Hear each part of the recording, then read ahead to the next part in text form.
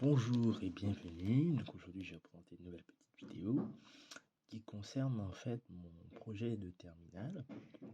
Donc moi, pour rappel, je suis en terminale STI2D, Sciences et technologies de l'industrie et du développement durable, et je fais la spécialité SIN, Système d'information numérique.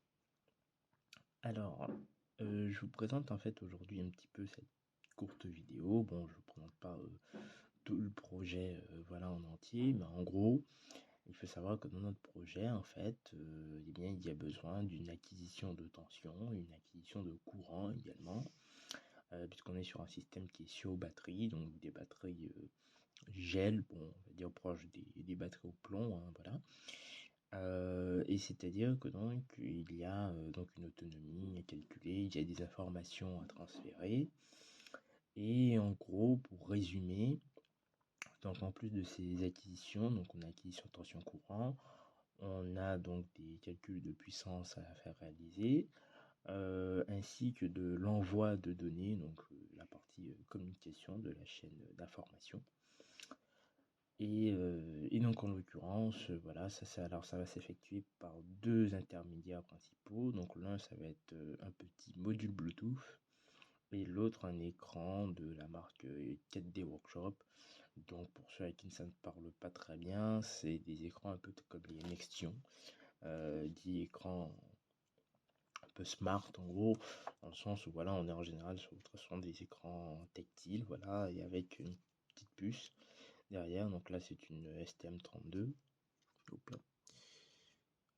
Hop, bon, hop, un petit, un petit,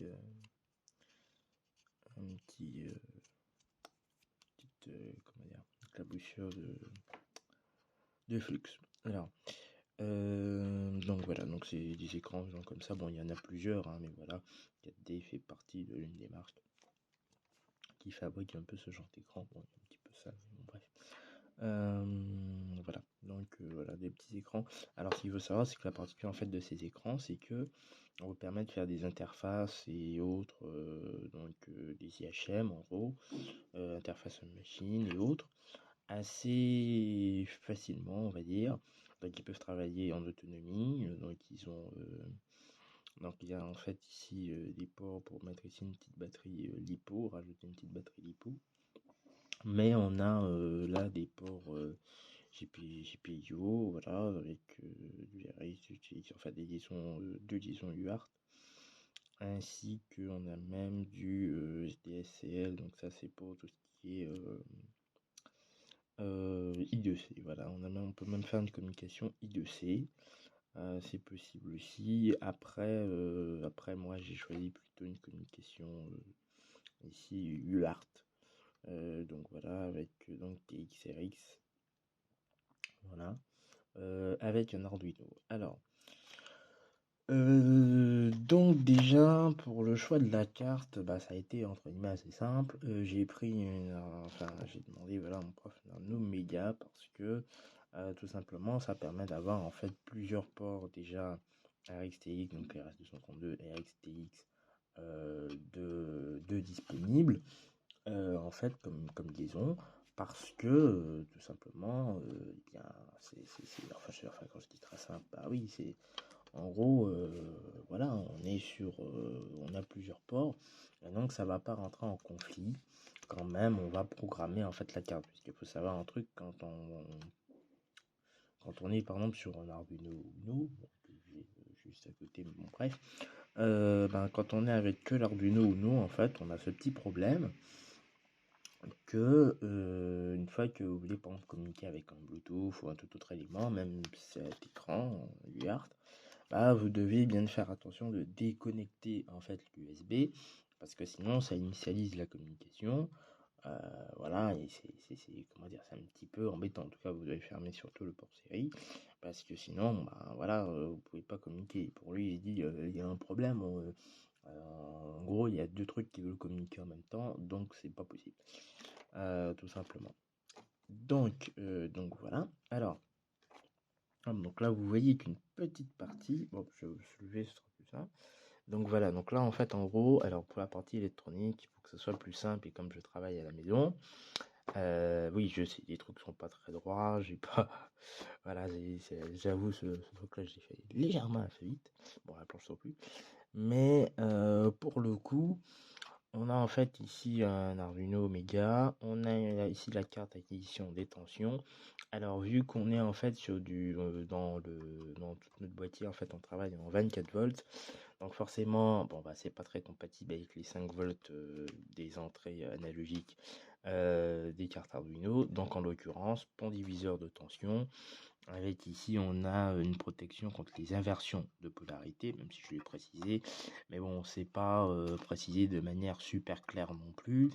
Donc on a ici ça pour éviter les inversions de polarité de 1 et des petites diodes Zener ici pour donc de 5,1 volts qui limite donc la tension au cas où si bon bah voilà soit il y en a une qui crame ou peu importe il se passe un souci ben que en gros on grille pas quand même l'Arduino derrière ce serait quand même bien pour le coup déjà que les cartes officielles coûtent très cher donc voilà là ici vous avez bon enfin bon ça c'est les connexions voilà que j'ai fait apparemment voilà bref là c'est pas le plus utile. Alors oui juste une précision pour ce qui est de l'acquisition de tension c'est vrai que j'aurais pu utiliser un ADS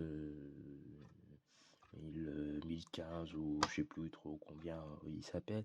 Mais bon, enfin bref, qui est un module qui permet en fait, qui est un convertisseur analogique numérique, mais indépendant de l'Arduino,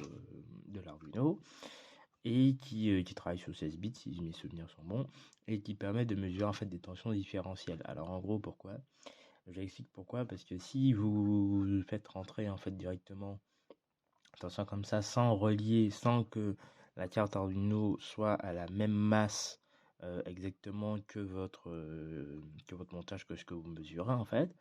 Le souci qui va se passer, c'est que vous allez avoir le problème que en fait vous allez avoir presque une entrée flottante en gros sur sur la broche analogique et en gros vous aurez de grosses variations voilà bon qui sont totalement presque aléatoires donc vous mesurez pas la bonne tension.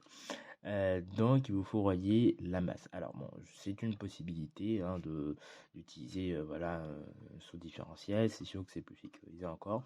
Mais là, comme on est sur installation sur batterie, bon, normalement tout est à peu près au même potentiel. Mais bon, pour être sûr qu'il n'y ait pas de souci normalement. Donc voilà.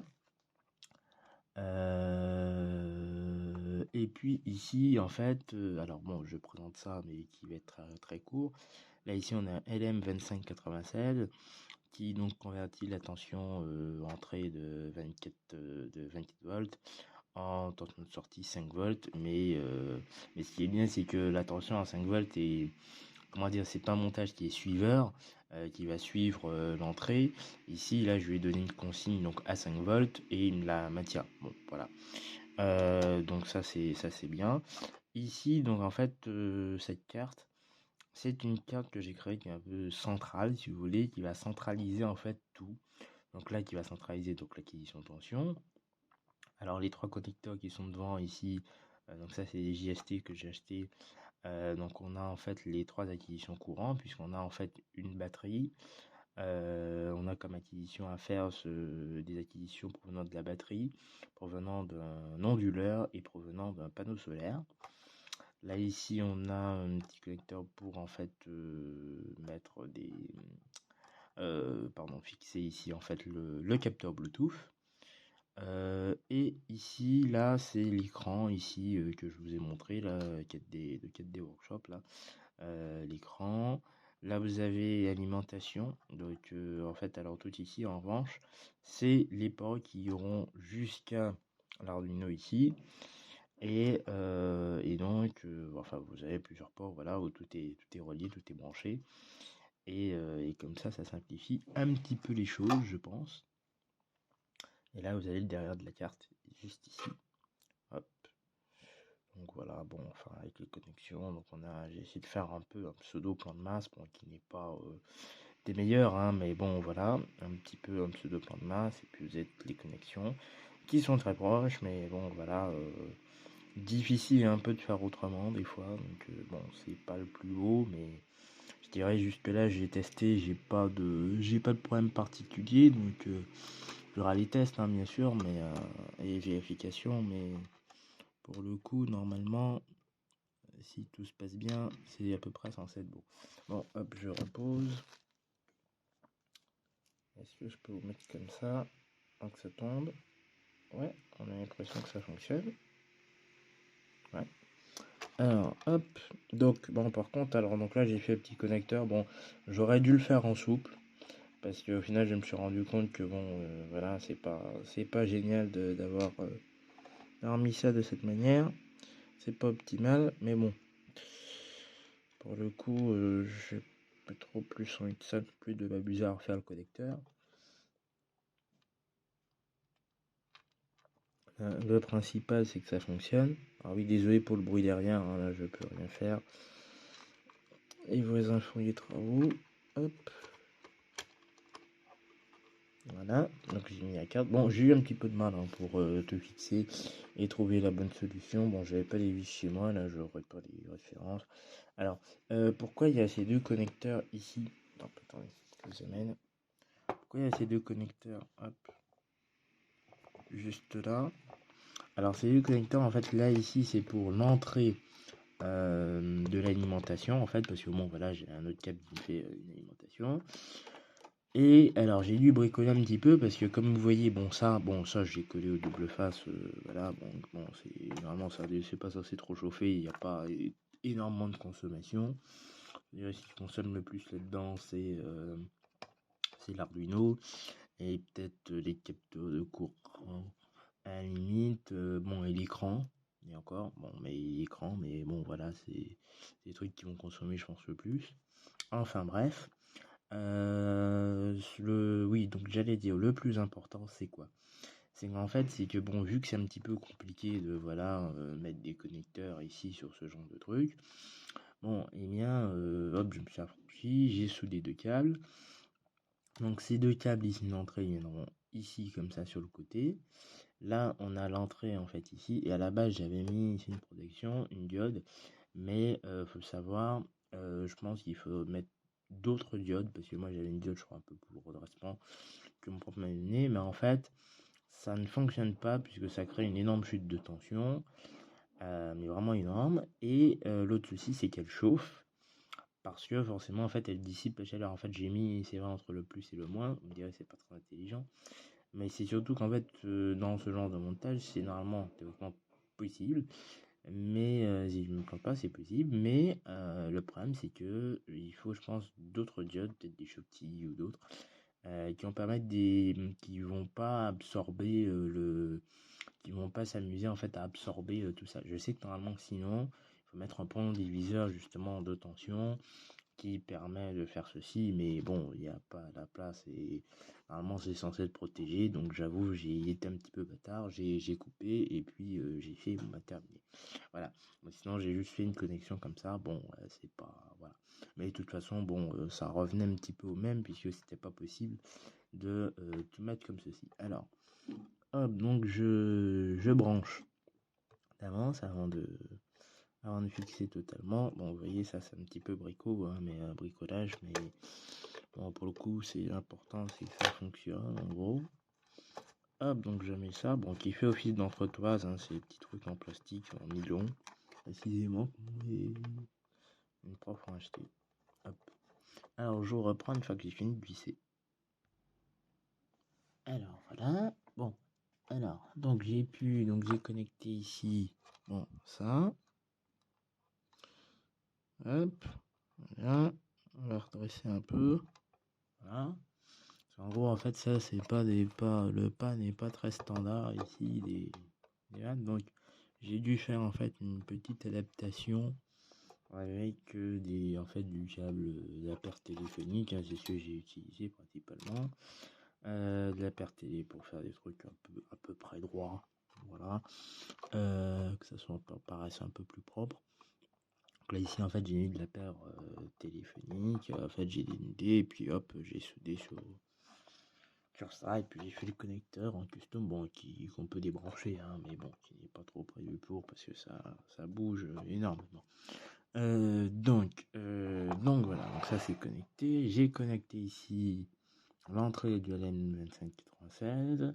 Là, on a ici la sortie, bon, qui a un petit connecteur JST. Oui, je me suis fait vraiment plaisir avec les JST, parce qu'il y en a vraiment beaucoup. Le plus embêtant, par contre, avec les JST, c'est de faire les connecteurs quand on n'a pas la bonne pince. Non, vraiment, j'avoue, parce que c'est un petit peu, j'avoue que c'est un petit peu chaud quand même. On met vraiment un peu de temps, je pense. Donc, vous voyez toute la panoplie que j'ai à faire. J'ai cela et j'ai cela. Bon, tout va bien. Donc là, on est à 2 fois 5 pins. Donc on est à 10. On est à 10, 12, 13, 14, 15, 16, 17, 18, 19, 20, 21, 22, 23, 24, 25. 25 à sortir. Il faut faire 25 x 2 parce que il y a aussi l'arrivée à sortir. Enfin non, pas 25 x 2, mais bon, quand même, j'en ai 12 x 2, donc j'en ai plutôt. Ouais, j'ai 12 x 2, j'ai 12 x 2 à faire. Donc en gros, ouais, c'est ça, j'ai 12 x 2 à faire. Bon. Parce que j'ai ici alimentation, puisque, alors faut savoir, bon, cette carte-là, c'est le seul qui n'est pas fini. C'est donc pour venir sur l'Arduino, j'ai eu l'idée de me dire, le plus propre, je pense, avec des câbles, il serait, vu que la carte, bon, elle n'est pas toute intégrée, parce que c'est sûr, oui, si j'avais fait un truc totalement propre, c'est sûr, oui, on aurait tout intégré, tout mis sur un seul truc, et on aurait mis une petite puce, petit chip, peut-être un petit Atmega 300, parce qu'en fait, je sais même plus, c'est laquelle, non, le 2560, j'aurais pris une Atmega 2560, j'aurais mis sur ça, et puis voilà. Bon, mais en gros, bon, là, on est sur déjà une carte, il y a déjà pas mal de choses, donc c'est pas mal. Là, ce que j'ai fait plutôt en fait un shield. C'est pour ça que j'ai dit, je trouve un certain intérêt à ces cartes un peu double face. Alors c'est sûr que quand on fait que du simple face, bon, c'est un petit peu embêtant. Mais pour le coup, quand on en a besoin, surtout, par exemple, je dirais là, pour faire des shields, des shields de custom, c'est vraiment pas mal, je trouve. Donc là, j'ai fait quoi? Parce qu'en fait, je peux pas souder de l'autre côté, voilà. Donc j'ai fait quoi? Hop, clac, clac, clac, on soude, on fait arriver des fils et voilà, et ça fait quelque chose de plutôt pro. Donc, alors j'ai fait quoi? Donc ma carte, je viens la brancher comme ça. Hop, oui, là pour le coup, c'est pas. Une fois que j'ai aligné, c'est bon. Alors j'aligne que d'un côté, hop, voilà. Et hop, on peut appuyer et voilà. Donc on a notre carte qui vient comme ça. Et ensuite on aura donc les différents câbles qui viendront jusqu'à l'autre. Et voilà, donc on a tout, alimentation ici, les broches analogiques. Il y en a une petite qui traîne là parce que bon, voilà, il n'y a pas assez sur le connecteur. Parce qu'en tout j'en ai 6. Je vais de A0 à 5. Et pourquoi je vais de A0 à 5? Eh bien, je peux vous dire. C'est qu'en fait, ici, alors, regardez, hop, ici, j'ai l'acquisition de tension de la batterie, acquisition de tension de l'onduleur, acquisition de tension du panneau solaire. Et j'ai l'acquisition, donc il en fait déjà 3. Et ensuite, j'ai l'acquisition courant. Bon, voilà, donc les 3. Donc batterie, onduleur et panneau solaire. Hop. Donc voilà, dans le haut. Et donc ensuite, ils viennent tous. Voilà, sur cette carte. Et après, pour le traitement. Voilà. Donc c'est à peu près tout. Et puis, en fait, il faut savoir, donc, alors, le Bluetooth, lui, il va venir ici. Le Bluetooth va venir ici.